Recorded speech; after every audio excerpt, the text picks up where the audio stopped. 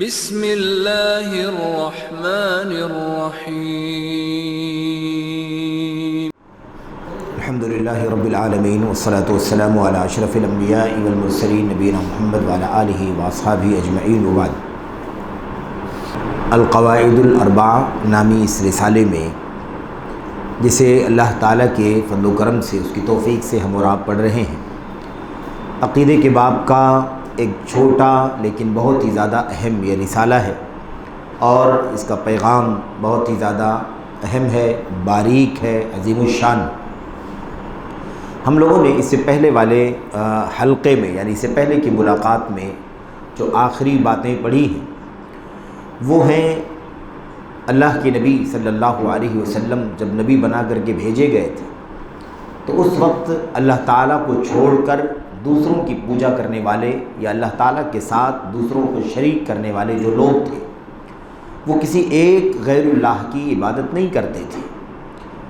بہت سارے غیر اللہ تھے اللہ کے سوا جن کی وہ پوجا کیا کرتے تھے، عبادت کیا کرتے تھے، یعنی انہیں اللہ تبارک و تعالیٰ کی عبادت میں شریک بناتے تھے۔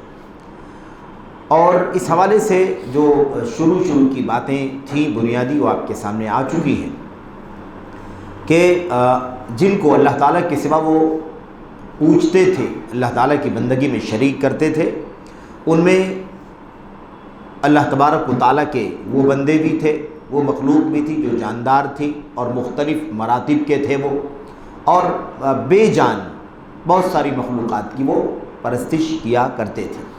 مثال کے طور پر فرشتوں کی، رسولوں کی، صالحین کی، ایسے ہی دیوی دیوتاؤں کی، مورتیوں کی، سورج کی، چاند کی، ستارے کی وغیرہ بہت ساری چیزوں کی پرستش کیا کرتے تھے، قبروں کی، پتھروں کی، درختوں کی عبادت وہ کیا کرتے تھے۔ اللہ تبارک و تعالیٰ نے اور اللہ کے نبی صلی اللہ علیہ وسلم نے ان تمام شرک کرنے والوں میں کوئی فرق نہیں کیا، سب کو مشرک مانا، اور کسی کو درجے کے اعتبار سے اونچا اور نیچا نہیں بنایا۔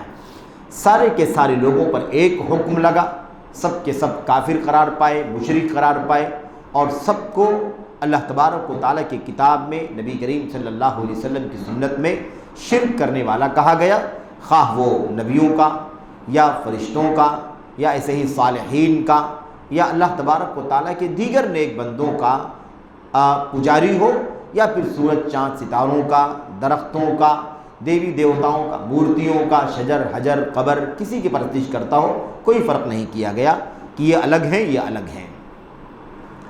اس حوالے سے جو دلیلیں ہم اور آپ نے پڑھنا شروع کیا تھا کہ یہ سب کے سب شرک ہے، سب کا سب شرک ہے، اور سب کے سب مشرک ہیں، کوئی فرق نہیں ہے ان کے درمیان مشرک ہونے کے اعتبار سے، اور انجام یعنی ان سب کا اگر ان کی موت ہوتی ہے تو اللہ تبارک و تعالیٰ کے یہاں ان کی سزا ہمیشہ ہمیشہ کے لیے جہنم ہے، خواہ وہ کوئی نبی کا پجاری ہو یا کسی پتھر کا، کسی مکھی کا، کسی مچھر کا پجاری ہو، کوئی بھی فرق نہیں ہے۔ اس حوالے سے ہم لوگوں نے جو دلیلیں پڑھی تھیں، پڑھنا شروع کیا تھا، ان میں سب سے پہلی جو بات تھی وہ یہ تھی کہ اللہ تبارک و تعالیٰ نے عام بات فرمائی ہے، وَقَاتِلُوهُمْ حَتَّى لَا تَكُونَ فِتْنَةٌ۔ اللہ تبارک و تعالیٰ نے فرمایا کہ مشرکین سے لڑو، ان سے قتال کرو، یہاں تک کہ فتنہ باقی نہ بچے، یعنی شرک باقی نہ رہ جائے۔ تو شرک نہیں چاہیے، خواہ وہ شرک نبیوں کے ذریعے ہو، رسولوں کے ذریعے ہو، فرشتوں کے ذریعے سے ہو، یا شجر حجر قبر وغیرہ کے ذریعے سے ہو، دیوی دیوتاؤں کے ذریعے سے ہو، کسی بھی طرح سے شرک ہو، شرک ختم کرنا ہے۔ لڑائی کس کے خلاف ہے؟ شرک کے خلاف ہے، مشرکین کے خلاف ہے، خواہ وہ شرک کسی بھی چیز سے کیا جائے، خواہ وہ مشرکین کسی بھی چیز کو اللہ تعالیٰ کی ذات میں، اللہ تعالیٰ کی عبادت میں شریک کر رہے ہوں، اس میں کوئی تفریق نہیں ہے۔ وَيَكُونَ الدِّينُ لِلَّهِ، اور سارا کا سارا دین یعنی ساری کی ساری توحید، ساری کی ساری عبادت اور بندگی اللہ تبارک و تعالیٰ کے لیے ہو جائے، اس میں کسی کا کوئی ساجی، اس میں کسی کی بھی شراکت یا ساجیداری نہ رہ جائے۔ ایک حدیث، ایک آیت کریمہ ہم لوگوں نے یہ پڑھا تھا۔ اس کے بعد جو دوسری دلیل ہم لوگوں نے پڑھنا تھا اور پڑھا تھا وہ یہ ہے کہ فرشتوں کی بھی پرستش کی جاتی تھی، فرشتوں کو پوجنے والے بھی تھے، جبریل کے، میکائیل کے اور دیگر فرشتوں کے پجاری بھی تھے، ان کو بھی مشرک مانا گیا۔ کیا دلیل ہے قرآن کی آیتوں میں یا اللہ کے نبی کی حدیثوں میں، یعنی قرآن و سنت میں سے قرآن و سنت کی کیا دلیل ہے کہ فرشتوں کی بھی پوجا اس زمانے میں لوگ کیا کرتے تھے جب نبی کریم صلی اللہ علیہ وسلم نبی اور رسول بنا کر کے بھیجے گئے تھے؟ اس حوالے سے اللہ تبارک و تعالیٰ کے کلام کی آیت کریمہ ہمارے سامنے ہے، اور دوسری جو بات پڑھی تھی وہ رہ گئی آپ کے سامنے ذکر کرنا کہ سورج، چاند اور ایسے ہی ستاروں کی پوجا کیا کرتے تھے، ہے نا؟ لا تسجدوا للشمس ولا للقمر واسجدوا للہ الذی خلقہن، یہ آیت کریمہ ہم لوگوں نے پڑھی ہے کہ اللہ فرماتا ہے کہ سورج کا سجدہ نہ کرو، چاند کا سجدہ نہ کرو، اس اللہ تبارک و تعالیٰ کا سجدہ کرو جس نے ان تمام کو پیدا کیا ہے۔ ان کنتم ایاہ تعبدون، اگر تم واقعی اسی اللہ تبارک و تعالیٰ کی سچ مچ عبادت کرنے والے ہو۔ تو یہ ہم لوگوں نے دو باتیں پڑھی تھی۔ تیسری بات جو پڑھنی ہے آج، دلیل کیا ہے کہ فرشتوں کی پوجا ہوتی تھی؟ دلیل کیا ہے؟ دلیل ہے سورہ آل عمران کی آیت کریمہ، اللہ تعالیٰ فرماتا وَلَا يَأْمُرُكُمْ أَن تَتَّخِذُوا الْمَلَائِكَةَ وَالنَّبِيِّينَ أَرْبَابًا۔ اللہ تبارک و تعالیٰ نے کیا فرمایا؟ اللہ فرماتا ہے وَلَا يَأْمُرُكُمْ وَلَا يَأْمُرَكُمْ، اللہ تبارک و تعالیٰ تمہیں اس بات کا حکم نہیں دیتا، اس کا رسول تمہیں اس بات کا حکم نہیں دیتا ان تتخذوا الملائکہ والنبیین، کہ تم فرشتوں کو اور نبیوں کو اللہ تبارک و تعالیٰ کے سوا رب بنا لو۔ اس کا حکم نہ اللہ دیتا ہے، نہ اس کا حکم اللہ کے نبی صلی اللہ علیہ وسلم دیتے ہیں۔ تم لوگوں نے اب آخر آپ سوچئے کہ اگر فرشتوں کی پوجا نہ کرتے لوگ اور نبیوں کی پوجا نہ کرتے تو اللہ تبارک و تعالیٰ یہ کیوں کہتا کہ اللہ تعالیٰ نے تمہیں اس بات کا حکم نہیں دیا ہے کہ تم فرشتوں کی عبادت کرو، نہ تمہیں اس بات کا حکم دیا ہے کہ تم نبیوں کی عبادت کرو؟ نہیں، اللہ تبارک و تعالیٰ تمہیں یا اس کا رسول تمہیں اس بات کا حکم نہیں دیتا ہے کہ تم فرشتوں کو رب بنا لو یا نبیوں کو رب بنا لو۔ اس کا مطلب یہ ہے کہ اس وقت اللہ تبارک و تعالیٰ نے جب نبی کو نبی بنا کر کے بھیجا تو اس وقت جن غیر اللہ کی عبادت کی جاتی تھی، جن غیر اللہ کو پوجا جاتا تھا، ان میں ایک طبقہ فرشتوں کا بھی تھا اور دوسرا طبقہ نبیوں کا بھی تھا۔ یعنی کچھ لوگ فرشتوں کی پوجا کرتے تھے، کچھ لوگ نبیوں کی پوجا کرتے تھے، اور آگے مزید دلیلیں آ رہی ہیں، نام کے ساتھ وضاحت کے ساتھ وہ باتیں آ رہی ہیں۔ تو اب آپ دیکھیے بہت واضح بات ہے کہ فرشتوں کی پوجا کرنے کا تمہیں حکم نہیں دیتا اللہ تبارک و تعالیٰ۔ تم کیوں فرشتوں کو رب بناتے ہو؟ تم کیوں فرشتوں کو معبود بناتے ہو؟ کیوں تم فرشتوں کی عبادت کرتے ہو، پرستش کرتے ہو؟ اس کا نہ اللہ نے حکم دیا ہے، نہ اس کے رسول نے حکم دیا ہے، نہ اللہ کی کتاب میں، نہ اللہ کے نبی کی سنت میں کہیں تمہیں اس بات کا حکم نہیں دیا گیا، تو تم بھلا آخر کیوں ملائکہ اور نبیین، نبیوں اور فرشتوں کی عبادت کرتے ہو؟ تو پتہ یہ چلا نا کہ اللہ کے نبی علیہ الصلوۃ والسلام جب آئے تو اس وقت لوگ فرشتوں کی بھی پوجا کرتے تھے، نبیوں کی بھی پوجا کرتے تھے۔ اس کے بعد دیکھیں، اس کے بعد کیا کہا میرے بھائیوں، اور یہ بہت واضح سی بات ہے، مشرکین مکہ جو ہے نا، وہ مشرکین ہوں یا دیگر قبروں کی پجاری جو ہوں، قبروں کے پجاری، ان قبروں کی پجاریوں کو اگر کہا جائے کہ بھائی آپ لوگ قبروں کی پرستش کیوں کرتے ہیں، یہ تو شرک باللہ ہے، تو کہتے ہیں بھائی قبروں کی پوجا نہیں کر رہے ہیں، قبروں میں جو لوگ ہیں وہ اللہ تبارک و تعالیٰ کے انبیاء ہیں، اللہ تبارک و تعالیٰ کے رسول ہیں، آپ لوگ ایسے کیسے سب کو برابر کر دیتے ہو؟ یعنی شرک کرتے ہیں، اور شرک کرنے پر جب نکیر کی جاتی ہے، یعنی ان کو منع کیا جاتا ہے، تنبیہ کی جاتی ہے، تو وہ یہ ظاہر کرتے ہیں کہ ہمارا معاملہ الگ ہے، ہم بتوں کی پجاری نہیں ہیں، ہم تو نبیوں کی پرستش کرتے ہیں، کیونکہ نبی اللہ کا پیارا بندہ ہوتا ہے، اللہ کا برگزیدہ بندہ ہوتا ہے، اور اللہ تبارک و تعالیٰ سے قریب کرنے کا ذریعہ بنے گا وہ۔ تو یہ عام طور پر یہ لوگ کہتے ہیں، اور ان کا عقیدہ ہے کہ فرشتوں کی پوجا کرنے والا رسولوں کی، نبیوں کی پوجا کرنے والا کافر نہیں ہے، کافر وہ ہے جو بت پوجے، جو مورتی کا سجدہ کرے، جو دیوی دیوتاؤں کے سامنے جا کر کے عبادات کے مراسم ادا کرے، وہ کافر ہے۔ اس سے پہلے بھی ہم نے آپ کے سامنے ذکر کیا تھا کتاب کی روشنی میں کہ آج بھی، اور یہ ہمارے بیچ کا معاملہ ہے، ہمارے درمیان کا، ہمارے سماج کا، ہمارے معاشرے کا معاملہ ہے، مشرکین کو قبروں کی پرستش کرنے والوں کو، انبیاء اور صالحین کی پجاریوں کو جب تنبیہ کی جاتی ہے اور شرک والی آیتیں پڑھی جاتی ہیں تو یہ لوگ کہتے ہیں کہ بھائی آپ لوگ بت پرستوں کی آیتیں ہم پر کیوں پڑھتے ہیں؟ بت کی پوجا کرنے والے کافر ہیں، ہم تھوڑی بت کی پوجا کرتے ہیں، ہم تو اللہ تعالیٰ کے انبیاء ہیں، اللہ کے فرشتے، ہمارا مقام، ہم جن کی پوجا کرتے ہیں ان کا مقام اونچا ہے، آپ نے ان کو پتھروں کی طرح کیوں کر دیا؟ آپ نے ان کو مورتیوں کے برابر کیوں قرار دیا؟ آپ نے ہم کو کافر سمجھا ہوا ہے؟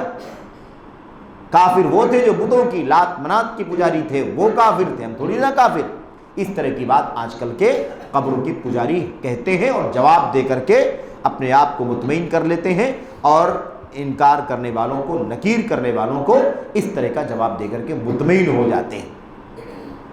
یہ مضمون جو ہم پڑھ رہے ہیں، یہ مضمون ہمیں بتلا رہا ہے کوئی تفریق نہیں ہے، جیسے بت کا پجاری مشرک ویسے ہی نبی کا پجاری مشرک، ویسے ہی فرشتوں کا پجاری مشرک، کوئی فرق نہیں ہے اللہ تبارک و تعالیٰ کے۔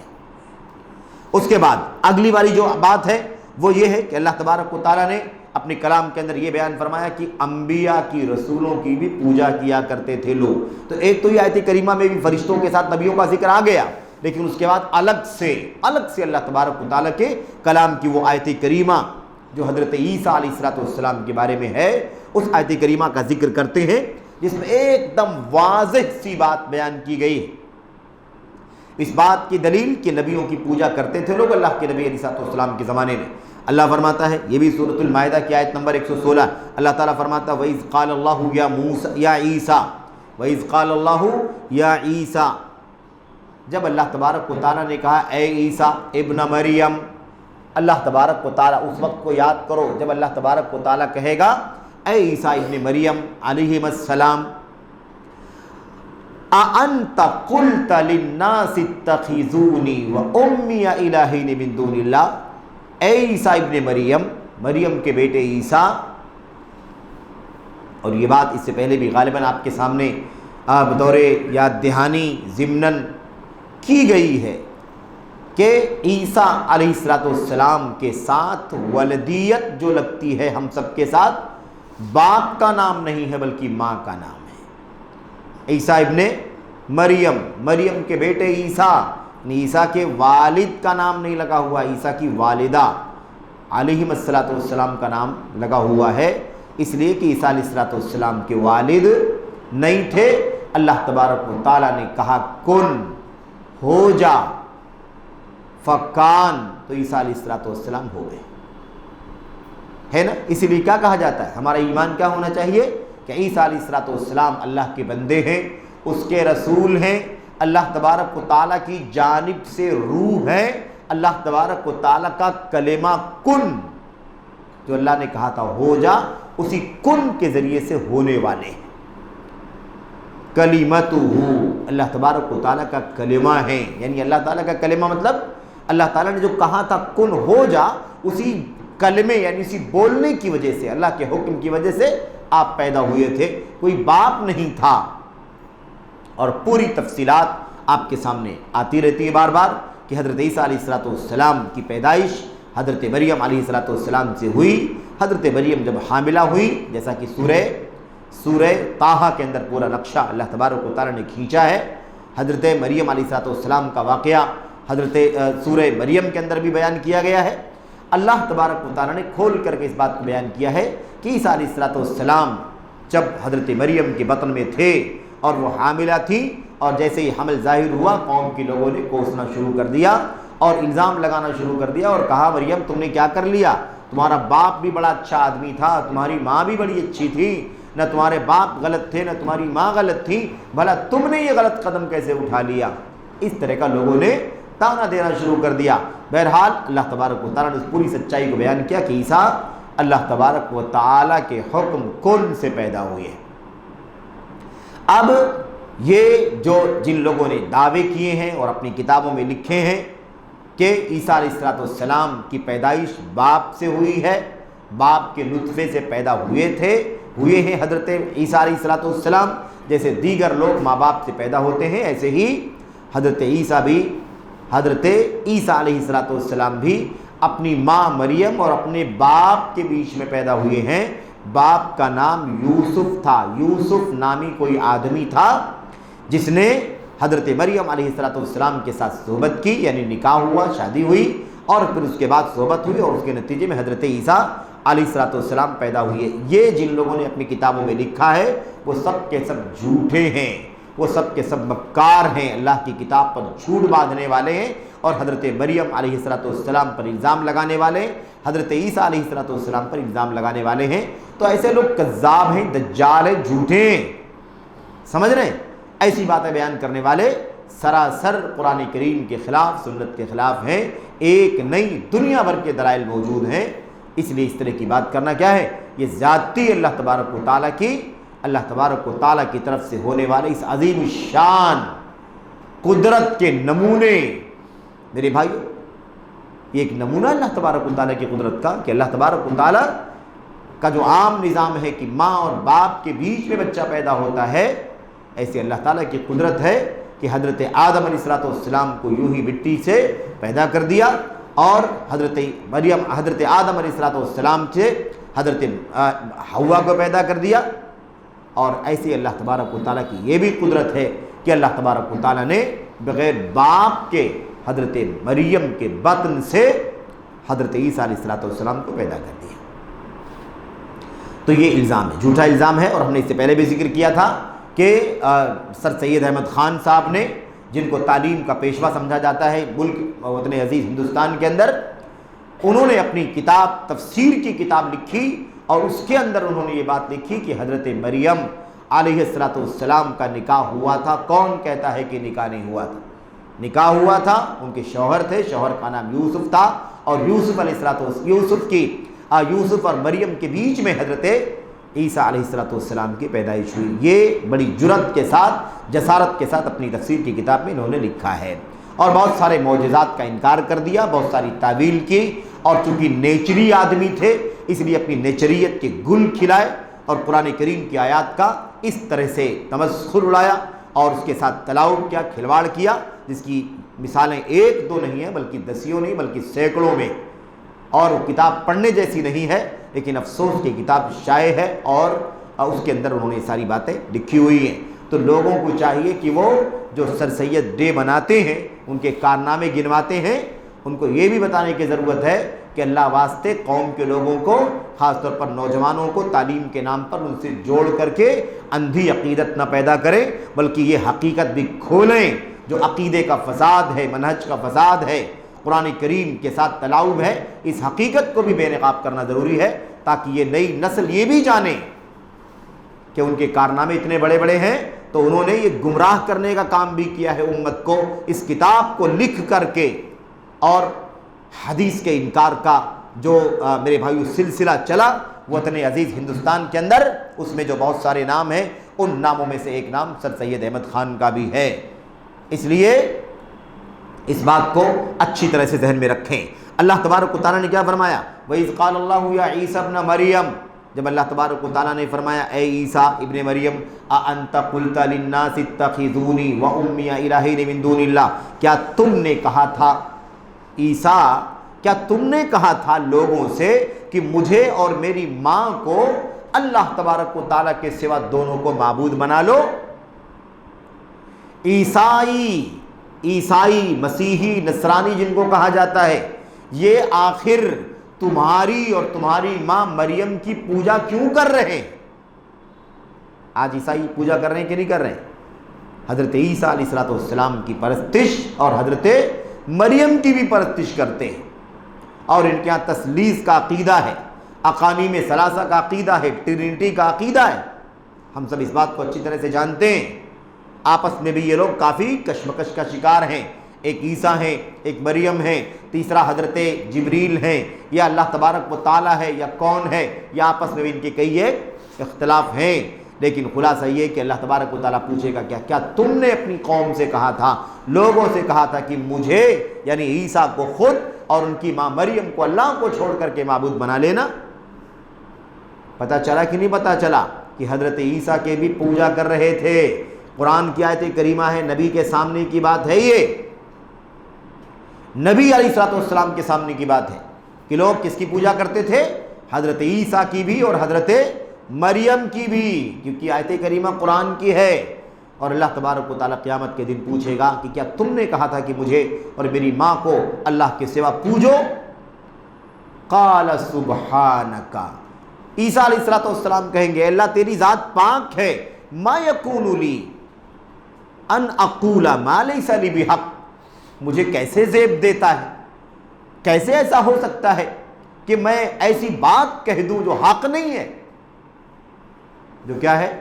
حق نہیں ہے بلکہ ناحق ہے۔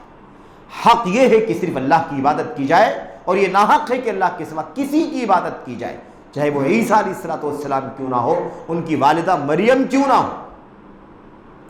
تو اللہ ما یکون لی ان اقول ما لیس لی بحق، مجھے زیب نہیں دیتا، مجھے زیب نہیں دیتا، مجھ پر جچتا نہیں، مجھے ایسا میرے لیے ممکن نہیں ہے، ایسا پاسبل نہیں کہ میں ایسی بات کروں، ایسی بات کروں جو حق نہیں ہے، یعنی ناحق ہے۔ ان کنت قلتہ فقد علمتہ، اور اگر میں نے یہ بات کہی ہوتی فقد علمتہ، تو اس کو ضرور جانتا، اللہ تو جانتا ہی ہے، اگر میں نے یہ بات کہا ہے تو یقیناً تو جانتا ہے کہ میں نے یہ بات بولی ہے۔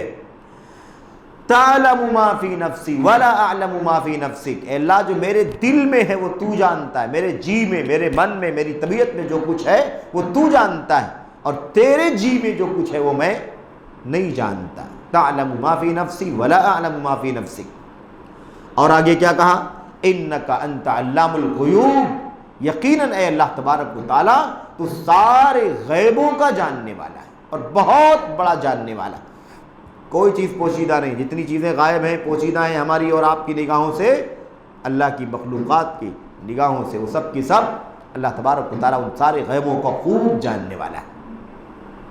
آیت کریمہ صاف صاف بتا رہی کہ نہیں بتا رہی ہے کہ عیسیٰ کی پرستش ہو رہی تھی، حضرت مریم کی پوجا ہو رہی تھی، اسی لیے اللہ تبارک و تعالیٰ نے اس آیت کریمہ کا قرآن کریم میں ذکر ہے، اور آیت کریمہ میں اللہ تبارک و تعالیٰ بیان کر رہا ہے کہ قیامت کے دن اللہ پوچھے گا عیسیٰ علیہ السلام سے، آخر یہ تمہاری قوم کے لوگ تمہاری اور تمہاری ماں کی پوجا کیوں کر رہے ہیں، کیا تم نے حکم دیا تھا ان کو؟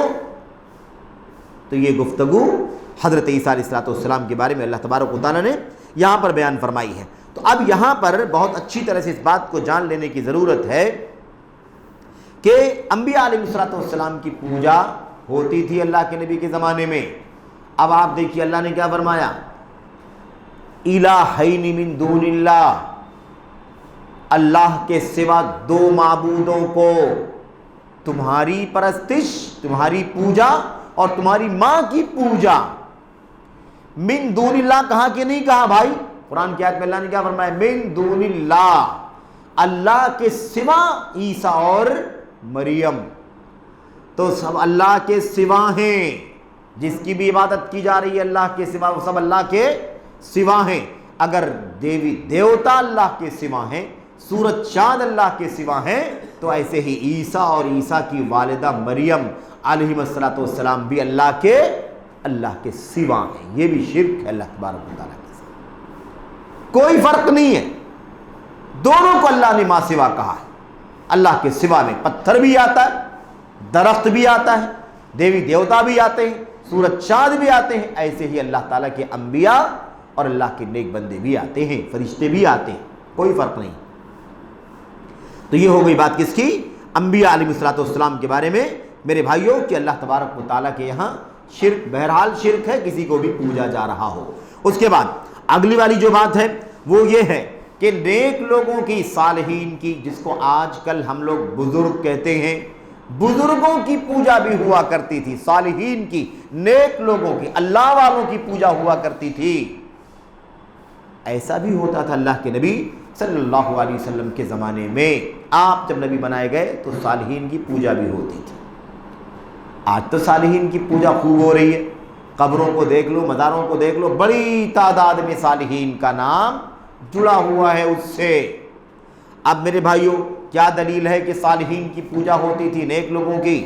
قرآن کریم کی آیت کریمہ سورہ بنی اسرائیل کی، سورہ اسراء، اللہ فرماتا ہے اولئک الذین یدعون یبتغون الی ربہم الوسیلۃ ایہم اقرب ویرجون رحمتہ ویخافون عذابہ ان عذاب ربک کان محذورا۔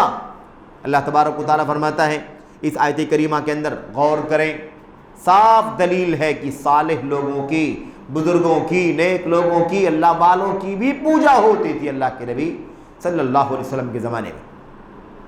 اللہ فرماتا ہے، ترجمہ دیکھیں، اولئک الذین یدعون یبتغون الی ربہم الوسیلہ، ترجمہ پہلے سمجھیں پھر دیکھیں اس آیت کریمہ کا شان نزول کیا ہے۔ اس آیت کریمہ کو اللہ نے اتارا کس پس منظر میں اتارا، کون سی بات تھی، کس بات کو سمجھانے کے لیے یہ آیت کریمہ اتری ہے۔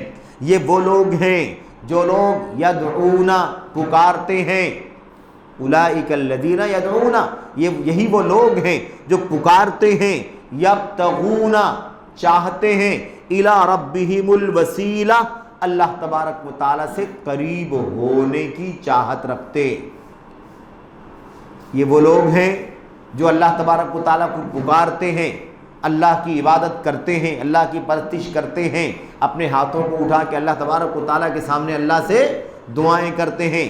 یبتغون الی ربہم الوسیلہ، اپنے رب سے قریب ہو کر کے اپنے رب سے قریب ہونے کی چاہت رکھتے ہیں۔ ایہم اقرب، سوچتے ہیں کہ کون زیادہ قریب ہو جائے اللہ تبارک و تعالیٰ سے۔ وَيَرْجُونَ رَحْمَتَهُ وَيَخَافُونَ عَذَابَهُ، اللہ تبارک و تعالیٰ کی رحمت کی امید رکھتے ہیں، اللہ تبارک و تعالیٰ کے عذاب سے ڈرتے ہیں۔ یقیناً اللہ تبارک و تعالیٰ کے عذاب سے ڈرنا ہی چاہیے۔ یہ سورہ بنی اسرائیل کی آیت کریمہ ہے۔ اب آپ سمجھیں کہ آیت کریمہ میں اللہ کس کے بارے میں کہہ رہا ہے؟ یہ وہ لوگ ہیں جو اللہ کو پکارتے ہیں اور اللہ سے قریب ہونے کی چاہت رکھتے ہیں تاکہ کون زیادہ سے زیادہ اللہ سے قریب ہو جائے۔ یہ اللہ کی رحمت کی امید رکھتے ہیں، اللہ تعالیٰ کے عذاب سے ڈرتے ہیں۔ کن کے بارے میں اللہ فرماتا ہے؟ کون لوگ ہیں؟ اس آیت کریمہ کی تفسیر میں دو باتیں آپ کو جاننی ہیں۔ یہ دونوں تفسیریں صحیح موجود ہیں، صحیح سند کے ساتھ، یعنی معتبر طور پر یہ دونوں تفسیریں اس آیت کریمہ کی موجود ہیں۔ یہ اللہ تعالیٰ جن کو کہہ رہا ہے کہ یہ وہ لوگ ہیں جو اللہ تبارک و تعالیٰ کو پکارتے ہیں، اللہ تعالیٰ سے قریب ہونا چاہتے ہیں اور کوشش کرتے ہیں کہ سب سے زیادہ قریب ہو جائیں اللہ کے۔ یہ کون لوگ ہیں؟ نمبر ایک، پہلی تفسیر کیا ہے؟ پہلی تفسیر یہ ہے کہ اس سے مراد کون ہے؟ حضرت، یعنی یہ آیت کریمہ اتری ہے کس کے بارے میں؟ دو تفسیریں، ہم نے کہا دو تفسیریں۔ پہلی تفسیر کیا ہے؟ یہ آیت کریمہ ان لوگوں کے بارے میں اتری ہے جو لوگ حضرت عیسیٰ علیہ السلام کی پوجا کرتے تھے۔ ہمارے اور آپ کے نبی محمد صلی اللہ علیہ وسلم جب تشریف لائے تو آپ تو آخری نبی ہیں، خاتم النبیین ہے، لا نبی بعدی، میرے بعد کوئی نبی نہیں ہے۔ آپ صلی اللہ علیہ وسلم کی بعثت سے پہلے دنیا میں جو نبی آئے آخری وہ کون ہے؟ حضرت عیسیٰ علیہ السلام، حضرت عیسیٰ علیہ السلام۔ اب یہاں پر دیکھیں آیت کریمہ یہ اتری ہے کن کے بارے میں؟ کچھ لوگوں کے بارے میں جو حضرت عیسیٰ علیہ السلام کی، مسیح علیہ السلام کی عبادت کرتے تھے۔ ان کی ماں حضرت مریم علیہ السلام کی عبادت کرتے تھے۔ یہ تو ہو گئی عیسیٰ علیہ السلام اور ان کی ماں مریم۔ اس کے بعد یہودی ہیں، مقابلے میں اہل کتاب میں کون ہے؟ یہودی۔ یہودیوں میں حضرت عزیر، یہودی کس کی عبادت کرتے تھے؟ عزیر علیہ السلام کی۔ کیا اللہ تبارک تعالیٰ نے قرآن کریم میں کیا فرمایا؟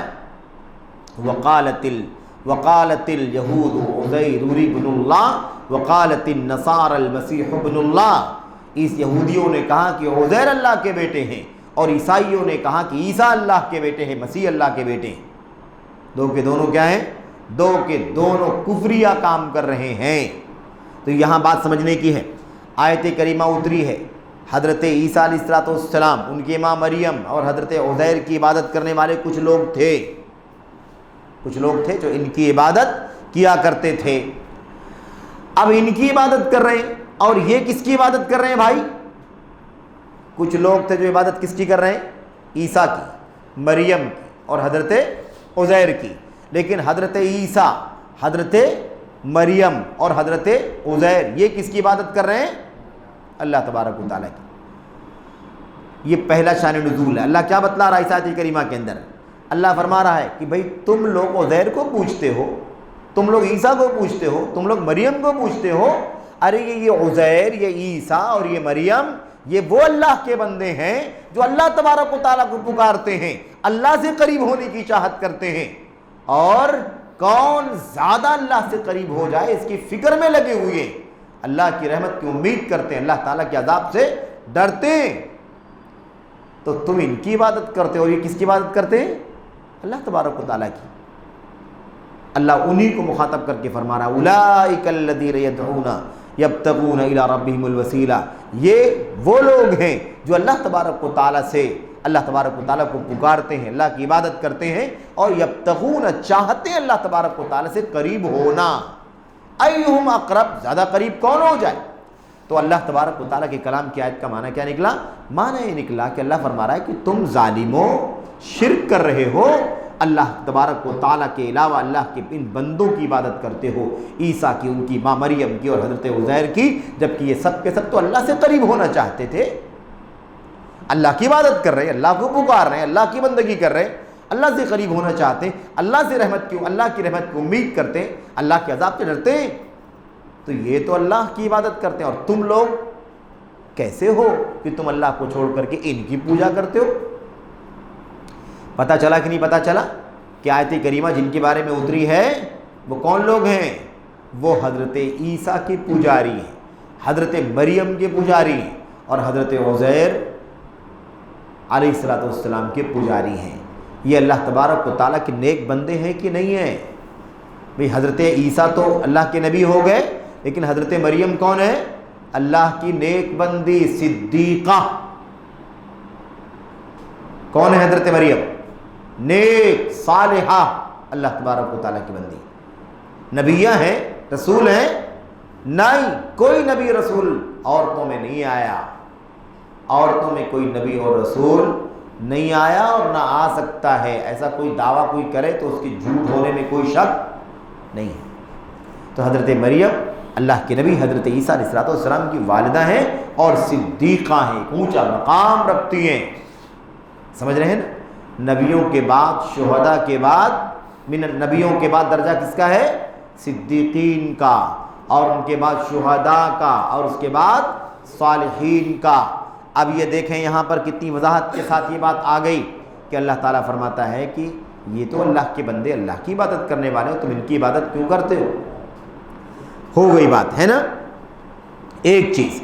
دوسری اس کی تفسیر جو ہے وہ کیا ہے وہ بھی آپ سن لیں۔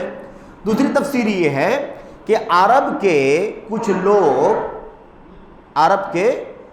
لوگ یعنی انسان کچھ جنوں کی پوجا کرتے تھے۔ عرب کے کچھ انسان کچھ جنوں کی پوجا کرتے تھے، اور جب یہ انسان ان جنوں کی پوجا کرتے تھے اس وقت وہ جن مشرک تھے، کافر تھے۔ معنی کیا نکلا؟ کچھ انسان ہیں جو شرک کرنے والے ہیں، اور وہ کس کی پوجا کر رہے ہیں؟ کچھ جنوں کی کر رہے ہیں، اور وہ جن بھی کیا ہیں؟ وہ جن بھی کافر ہیں، مشرک ہیں۔ اب ایسے سلسلہ چل رہا تھا، کچھ انسان کچھ مشرک کافر جنوں کی پوجا کر رہے تھے، چلتے چلتے کچھ دنوں کے بعد وہ جو جن تھے، مشرک جن کفار، انہوں نے اسلام قبول کر لیا۔ ان جنوں نے، انسانوں نے نہیں، کس نے؟ جنہوں نے اسلام قبول کر لیا۔ فَأَسْلَمَ الْجِنِّيُّونَ، جنہوں نے اسلام قبول کر لیا، اور جب اسلام قبول کر لیا تو شرک سے توبہ کر لیا، شرک سے، کفر سے توبہ کر لیا۔ اب کیا کرنے لگے؟ وہ اللہ کی عبادت، اللہ کی بندگی، اللہ کی پرستش، کیسے اللہ سے قریب ہو جائیں، کیسے اللہ کے محبوب بن جائیں، کیسے اللہ تبارک و تعالیٰ کے یہاں ان کا اونچا مقام بن جائے۔ ان کی ساری فکر، ساری توجہ کہاں لگ گئی؟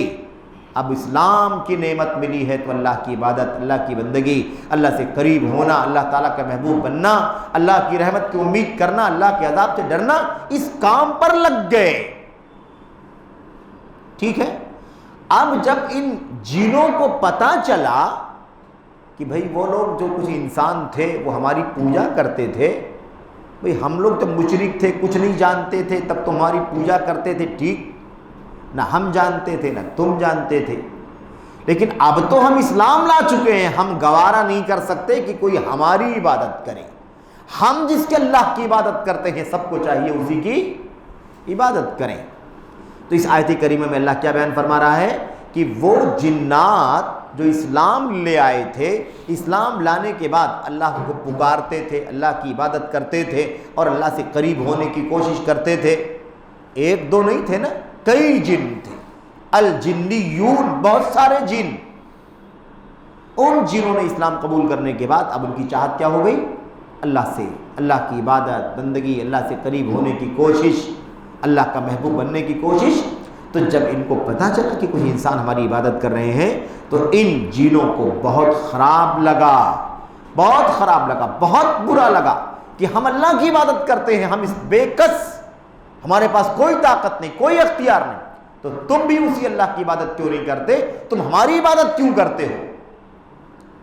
اس سے پتہ یہ چلا کہ ان جنوں کی عبادت ہوتی تھی۔ مشرکین کس کی عبادت کرتے تھے؟ انسان ان جنوں کی عبادت کرتے تھے، اور وہ جن مسلمان ہو گئے تھے، اللہ کے نیک اور صالح بندے تھے کہ نہیں تھے وہ؟ تو اللہ کے نیک اور صالح بندوں کی بھی پوجا ہوتی تھی، خواہ وہ انسانوں میں سے ہو یا جناتوں میں سے۔ پتہ چلا کہ اللہ کے نبی علیہ السلام جب نبی بنا کر کے بھیجے گئے، اس وقت اللہ تعالیٰ کی اس دھرتی کے اوپر اللہ کے نیک بندوں کی بھی پوجا ہوا کرتی تھی۔ اچھا، یہ بات واضح ہو گئی۔ اس کے بعد اگلی جو بات ہے وہ یہ ہے میرے بھائیوں، یہاں پر ایک بات خاص طور پر سمجھ لیں کہ جو وسیلہ کا لفظ آیا ہوا ہے نا، یبتغون الی ربہم الوسیلہ، اللہ کو پکارتے ہیں، اللہ تبارک و تعالیٰ سے قریب ہونے کے لیے کیا کرتے ہیں؟ وسیلہ تلاش کرتے ہیں۔ یبتغون الی ربہم، اپنے رب کی طرف پہنچنے کا وسیلہ تلاش کرتے ہیں۔ یہ وسیلہ کیا ہے؟ اب یہ وسیلہ کنفیوژن کا شکار لوگوں کو کنفیوژن کا شکار کر دیتا ہے۔ وسیلے کی تفسیر، اسی آیت کریمہ کی تفسیر دیکھو، قرآن کریم کی 2 آیتوں میں وسیلے کا لفظ آیا ہوا ہے۔ ایک آیت کریمہ یہ ہے جو آپ کے سامنے ہے، سورہ بنی اسرائیل کی آیت نمبر 57، اور دوسری آیت کریمہ سورہ مائدہ میں آیت نمبر 35۔ ان دونوں آیتوں میں اللہ تبارک و تعالیٰ نے وسیلے کا لفظ استعمال کیا ہے۔ یہ وسیلہ کیا ہے؟ اللہ کی طرف وسیلہ تلاش کرو۔ اس کی تفسیر میں کیا ہے؟ تقربوا الی اللہ بطاعتہ، یعنی اللہ کی اطاعت کا کام کر کے اللہ سے قربت حاصل کرو۔ اللہ تک وسیلہ ڈھونڈو، کیا مطلب؟ اللہ تبارک و تعالیٰ کو راضی کرنے والا کام کر کے، اس کی اطاعت کا کام کر کے اللہ سے قریب ہونے کی کوشش کرو۔ تو ابتغوا الی ربہم الوسیلہ، یبتغون الی ربہم الوسیلہ یہاں کہا، اور سورہ مائدہ میں الگ سے کیا معنی ہے اس کا وسیلہ تلاش کرنے کا؟ وسیلہ تلاش کرنے کا معنی کیا ہے؟ تقربوا الی اللہ بطاعتہ والعمل بما یرضی، اللہ تبارک و تعالیٰ کی اطاعت کا کام کر کے، اس کی فرما برداری کا کام کر کے اللہ سے قریب ہو جاؤ، اور اللہ تعالیٰ جس کام سے راضی ہوتا ہے ان کاموں کو کر کے اللہ تبارک و تعالیٰ سے قریب ہو جاؤ۔ وسیلہ تلاش کرنے کا معنی ہے اطاعت کے کام کر کے، نیکی کے کام کر کے، اللہ کی پسند کے کام کر کے اللہ سے قریب ہو جاؤ۔ یہ ہے دونوں آیتوں کا معنی۔ حافظ ابن کثیر رحمۃ اللہ علیہ کی تفسیر التفسیر القرآن العظیم، تفسیر ابن کثیر اٹھا کر کے دیکھو، یا دنیا کی کوئی تفسیر اٹھا کر کے دیکھو، آپ کو صحابہ کرام کی، اللہ کے نبی صلی اللہ علیہ وسلم کی صحابہ کرام کی تفسیر کیا ملے گی؟ وسیلے کا معنی ہے اللہ کی اطاعت کا کام کر کے، اللہ کی پسند کا کام کر کے اللہ سے قریب ہونے کی کوشش کرو۔ یہ ہے معنی۔ انسانوں کو بیچ میں واسطہ بنا لو، جنوں کو وسیلہ بنا لو، شیطانوں کو وسیلہ بنا لو، فرشتوں کو وسیلہ بنا لو، یہ وسیلہ یہاں پر نہیں مانا ہے۔ وسیلے کا معنی ہے اللہ کی اطاعت کا کام کر کے اللہ سے قریب ہو جاؤ، اللہ کی پسند کا کام کر کے اللہ تبارک و تعالیٰ سے قریب ہو جاؤ۔ یہ ہے معنی، اور یہ اس لیے آپ کے سامنے ذکر کیا گیا تاکہ یہ سرسری طور پر اس کا معنی واضح ہو جائے، کیونکہ وسیلے کا لفظ جب آتا ہے تو بہت سارے لوگوں کے یہاں کنفیوژن شروع ہو جاتی ہے، اور اسی شبہے کی وجہ سے بہت ساری باتیں یا بہت سارے کام لوگ ایسے کرتے ہیں جس کی وجہ سے میرے بھائیو شرک لازم آتا ہے۔ اللہ تبارک و تعالیٰ کی آیت کریمہ کو دلیل بنا کر کے لوگ وسیلہ اپنی مرضی کا ثابت کرنے کی کوشش کرتے ہیں۔ یہ وسیلہ نہیں ہے، اس لیے اس بات کو اچھی طرح سے جاننے کی ضرورت ہے۔ اچھا، یہ ہو گئی بات کس کی؟ صالحین کی۔ اب یہ مثالیں آپ کے سامنے آ گئی، ایک مثال، دو مثال، تین مثال، آپ کے سامنے ساری چیزوں کی مثالیں آپ کے سامنے آ چکی ہیں۔ یہ جو مثال آخری تھی آپ کے سامنے، یہ کس کی تھی؟ صالحین کی، نیک لوگوں کی پوجا۔ اب یہ چاہے نیک انسانوں کی پوجا ہو رہی ہو یا نیک جنوں کی پوجا ہو رہی ہو، یا نیک جنوں کی پوجا، اور پہلے والی جو بات بیان کی گئی آپ کے سامنے، اس میں حضرت مریم نیک ہیں، حضرت عزیر اللہ کے نبی ہیں، اور نبی اگر نہ ہو تو نیک اور صالح بندے، کیونکہ حضرت عزیر کے بارے میں اختلاف ہے کہ وہ اللہ کے نبی، اللہ تبارک و تعالیٰ کے وہ نبی تھے یا اللہ تعالیٰ کے نیک اور صالح بندے تھے۔ دونوں صورتوں میں نہ تو نبی کی عبادت کرنی ہے اور نہ کسی نیک اور صالح بندے کی عبادت کرنی ہے، ٹھیک ہے۔ اس کے بعد اگلی چیز کیا ہے؟ شجر حجر، پتھروں کی اور درختوں کی پوجا ہوتی تھی۔ پتھروں کی اور درختوں کی پوجا، یعنی اللہ کے نبی علیہ السلام جب نبی بنا کر کے بھیجے گئے تو اس وقت آپ کے سامنے مشرکین میں ایک کیٹیگری کن کی تھی؟ شجر اور حجر کی پوجا کرنے والوں کی۔ اس حوالے سے اللہ تبارک و تعالیٰ فرماتا ہے سورہ نجم کے اندر، افرأیتم اللات والعزی ومناۃ الثالثۃ الاخری، افرأیتم اللات والعزی، کیا تم لوگوں نے لات کو اور عزیٰ کو اور تیسرے نمبر پر کیا ہے؟ منات، افرأیتم اللات، اور اس کے بعد عزیٰ، اور اس کے بعد دوسری آیت کریمہ میں اگلے والی میں ومناۃ الثالثۃ الاخری، تو کیا تم تین نام لیے، لات منات اور عزیٰ، تین بتوں کا نام لیا گیا، یہ کس کے؟ یہ کیا تھے بھائی؟ یہ کیا تھے؟ شجر تھے یا حجر تھے؟ اس کا تذکرہ آپ کے سامنے آ رہا ہے۔ جس کی بھی اللہ کے سوا جس کی بھی پوجا کی جائے وہ طاغوت ہے۔ وہ کون ہے؟ وہ طاغوت ہے، بشرطے کی خاص طور پر جب وہ اس سے راضی ہو۔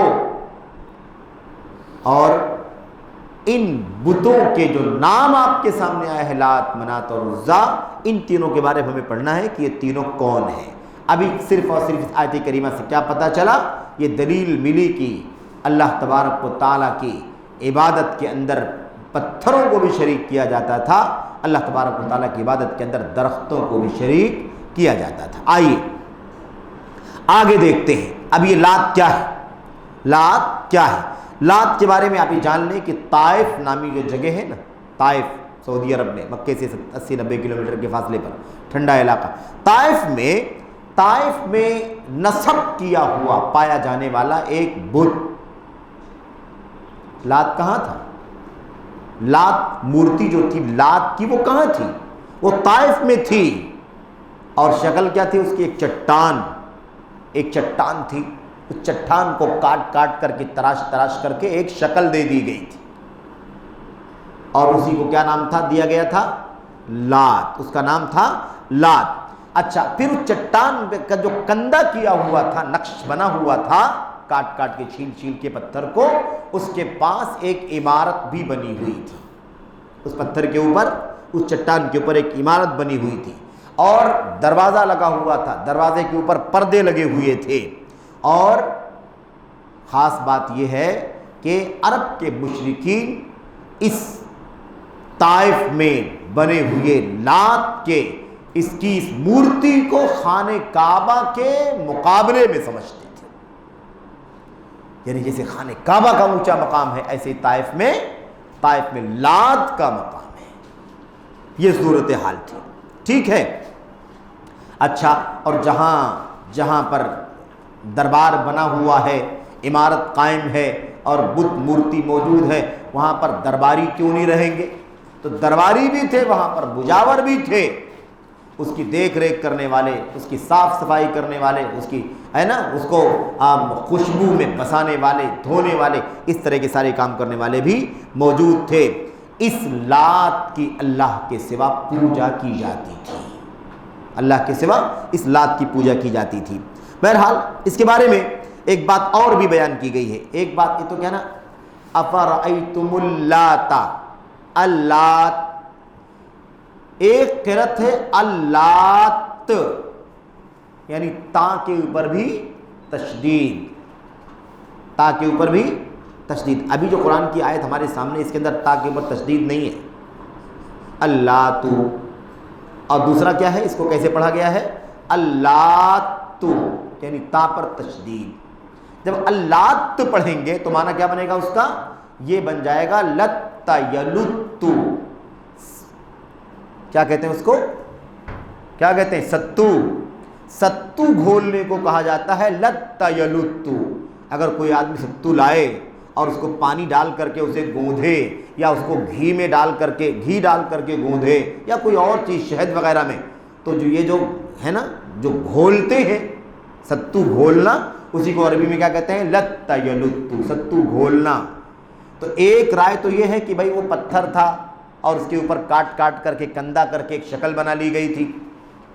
لیکن یہ تھا کون، اللہ. جب اس کو پڑھا جائے گا دوسری قرأت کے اندر تو اس کا معنی یہ ہے کہ ایک آدمی تھا، کوئی ایک نیک آدمی تھا، ایک صالح آدمی تھا، بزرگ آدمی تھا، جو ستو کا انتظام کرتا تھا اور پانی میں گھول گھول کر کے جب حاجی آتے تھے حج کرنے کے لیے تو ان دور دراز سے آئے ہوئے حاجیوں کو ستو گھول گھول کر کے کھلاتا تھا. یعنی اللہ والا آدمی تھا، نیک آدمی تھا، ہے نا. اور ستو گھولنے کا کام کرتا تھا، اسے اس کا نام کیا پڑ گیا تھا، لات. اچھا جناب، بہرحال جب وہ مر گیا، جب لات کی موت ہو گئی، یعنی وہ صاحب جو تھے اللہ کے نیک بندے، ان کی موت ہو گئی، تو لوگوں نے جہاں موت ہوئی تھی وہیں پر لوگوں نے ان کو دفنا دیا، اور جہاں دفنایا اسی کے اوپر ایک گھر بنا دیا. کیا کر دیا، ایک گھر بنا دیا اسی کے اوپر، اور اسی گھر کے اوپر جو دربار بن گیا، گھر بن گیا، اس کے دروازے کے اوپر پردہ لٹکا دیا، اور وہاں پر لوگ آنے لگے، دھرنا دینے لگے، اور وہاں پر بیٹھ کر کے لوگ بندگی اللہ تبارک و تعالیٰ کے سوا اس نیک اور صالح آدمی کی پوجا اور پرستش کرنے لگے. تو افرأیتم اللات، یہاں دو معنی، ایک ہو گئی بات کہ وہ پتھر کی ہے نا، پتھر کی چٹان تھی، اور دوسرا معنی کیا ہے اس کا، کہ ایک آدمی تھا، نیک آدمی، صالح آدمی.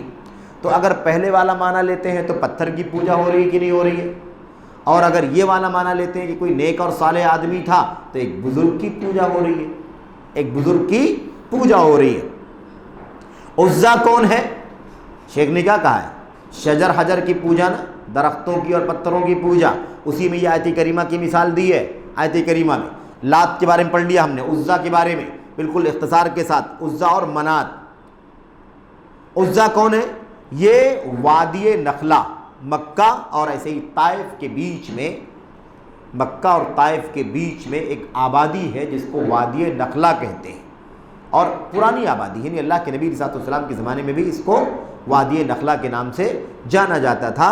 تو وادی نخلا میں کچھ درخت تھے سلم کے. سلم ایک قسم کا درخت ہوتا ہے جس کے پتے کو پانی میں بھگا کر کے مردوں کو نہلانے وغیرہ کا بھی کام لیا جاتا تھا. تو سلم کے کچھ درخت تھے، کہاں تھے یہ، مکہ اور طائف کے بیچ میں وادی نخلا میں. انہی درختوں کے اوپر پردے لگائے گئے تھے، درختوں کے اوپر پردے درختوں کے ارد گرد عمارت بنا لی گئی تھی، اور اس کے اوپر پردہ ڈال دیا گیا تھا. یعنی درخت بیچ میں ہے اور اس کے بعد کنارے کنارے عمارت بنا لی گئی، اور اس کے اوپر دروازے کے اوپر پردہ لٹکا دیا گیا، اور یہ ثابت کر دیا گیا کہ یہاں پر تو اللہ تبارک و تعالیٰ کے بڑے صالح اور نیک لوگ رہتے ہیں. کیا ہوا دیکھیے، وہاں پر کچھ لوگ درباری بھی موجود تھے، دیکھ ریکھ کرنے والے بھی موجود تھے، اور ان درختوں کے بیچ میں کچھ شیاطین رہتے تھے. ان درختوں کے بیچ میں کون رہتا تھا، کچھ شیاطین رہتے تھے. یکلمون الناس، جو لوگوں سے باتیں کرتے تھے. شرک پھیلانے کے لیے بڑے جتن بھی کیے گئے ہیں، سمجھ رہے ہیں آپ، ایسے ہی شرک نہیں پھیلا، بڑے جتن کیے گئے. اب کچھ شیاطین تھے، اب یہاں سے کوئی مجاور آیا، اس کو اولاد چاہیے، اس کو مال چاہیے، اس کو دولت چاہیے، اس کو شفا یابی چاہیے، وہ آواز لگا رہا ہے. اندر سے شیاطین آواز کا جواب دے رہے ہیں. اس طرح سے گمراہ کرنے کا کام چل رہا تھا. تو یہ منات کون ہے بھائی، یہ کیا نام ہے، عزا کون ہے. عزا درخت، کچھ سلم کے درخت تھے جس کے کنارے کنارے عمارت بنا لی گئی تھی اور اس کے دروازے پر پردہ لٹکا دیا گیا تھا، اور ان درختوں کے اندر شیاطین رہتے تھے جو بلانے والوں کو آواز دیتے تھے، اس کا جواب دیا کرتے تھے۔ یہ ان کا طریقہ تھا، اور جاہل لوگ یہ سمجھتے تھے کہ یہی درخت ہیں جو ہم سے بات کر رہے ہیں۔ ہم سے بات کون کر رہا ہے؟ درخت ہے جو ہم سے بات کر رہے ہیں، یا یہ گھر ہے جو ہم سے بات کر رہا ہے۔ درخت بات کر رہا ہے یا یہ گھر ہے جو ہم سے بات کر رہا ہے؟ حالانکہ بات کرنے والے کون تھے؟ بات کرنے والے وہ شیاطین تھے جو دھوکہ دینے کے لیے کام کر رہے تھے، گمراہ کرنے کے لیے، اللہ تبارک و تعالیٰ کے راستے سے بھٹکانے کے لیے کام کر رہے تھے۔ میرے بھائیوں، یہ جو بت تھا یہ قریش کے لوگوں کا خاص بت تھا اور مکے والوں کا خاص بت تھا، یعنی قریش کے لوگ خاص طور پر اور پورے مکے والے یہ اس کو پوجتے تھے، یہاں پر جاتے تھے وادی نخلا میں۔ اس کے بعد منات کے بارے میں بھی آخری بات سن لیں۔ منات کے بارے میں کیا ہے؟ منات یہ بت کہاں تھا؟ یہ ایک ایسی جگہ پر تھا، ایک پہاڑی ہے قدید نام کی، ایک پہاڑی ہے قدید نام کی، اور یہ دراصل مکے سے قریبی ایک پہاڑی ہے، قدید نامی پہاڑی۔ اسی قدید نامی پہاڑی جو مکے اور ایسے ہی مدینے کے بیچ میں پایا جاتا ہے، یہ علاقہ قدید نام کا، وہاں پر یہ مورتی پائی جاتی تھی۔ اس مورتی کو اوس اور خزرج کے لوگ خاص طور پر اپنائے ہوئے تھے، یہ ہمارا رب ہے، یہ ہمارا معبود ہے۔ تو اوس و خزرج کے لوگ خاص طور پر ہے نا، خزاع، بنو خزاع کے لوگ اور اوس و خزرج کے لوگ اس کی پرستش کیا کرتے تھے۔ بلکہ حج کے لیے جب احرام باندھنا ہوتا تھا مشرکین کو، تو وہ حج کے لیے احرام باندھنے کے لیے یہی منات کے پاس آ جایا کرتے تھے۔ کس کے پاس آتے تھے؟ منات کے پاس آ کر کے یہاں سے وہ حج کا احرام باندھا کرتے تھے۔ ان کا یہ طریقہ تھا۔ بہرحال یہ تین بتوں کے جو نام اللہ تعالیٰ نے اپنے کلام کی آیتوں میں لیے ہیں، یہ پورے عرب کے سب سے بڑے بت تھے۔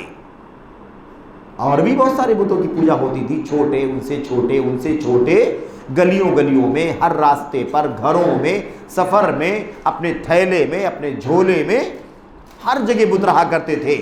لیکن یہ تین نام جو لات، منات اور عزا کا اللہ تعالیٰ نے ذکر کیا ہے، یہ اکبر اصنام العرب، عربوں کے سب سے بڑے بت تھے۔ بہرحال اس آیت کریمہ سے ہمیں یہ معلوم پڑا کہ اللہ تبارک و تعالیٰ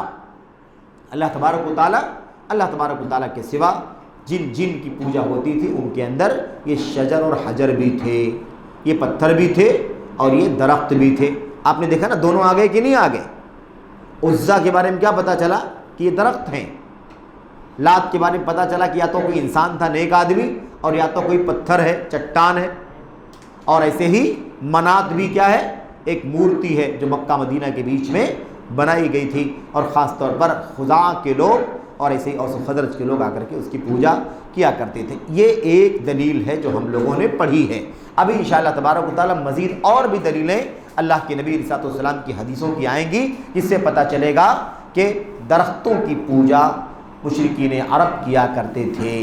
خلاصہ کیا ہے؟ اللہ تبارک و تعالیٰ کے کلام میں کسی بھی مشرک کو الگ نہیں کیا گیا، سب کے سب مشرک ہیں، سب کو مشرک کہا گیا، اور سب کے انجام کو ایک قرار دیا گیا کہ اگر توبہ کیے بغیر مر گئے تو سب کے سب ہمیشہ ہمیشہ کے لیے جہنمی ہو جائیں گے۔